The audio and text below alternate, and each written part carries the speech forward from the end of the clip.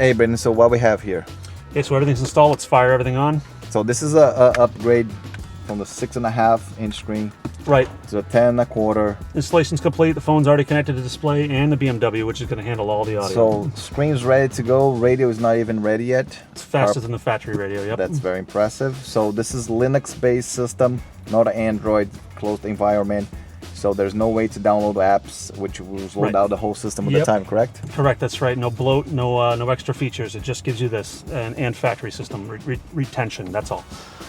Snappy touchscreen, or you can use the iDrive knob to control everything. So it does have backup camera input for those cars without backup camera. We have front view camera input, wireless CarPlay, wireless Android Auto.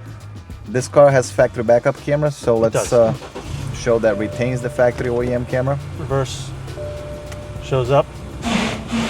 Dynamic lines are showed. The sensors are retained. Perfect. We have to shrink that down because of the size of the screen resolution. So yeah, again, from a 6.5 to a 10.25.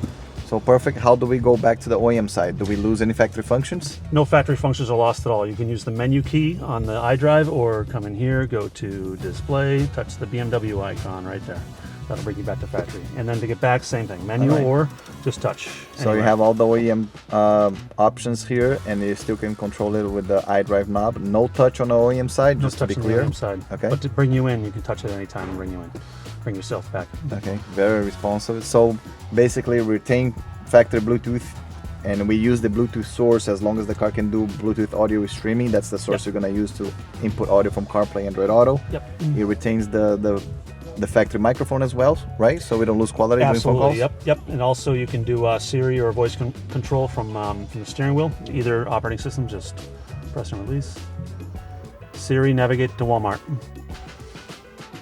So that's very cool, because in this case you don't even have to press and hold the button. It's just like factory option, right? You just press and release the button. You got it. Awesome.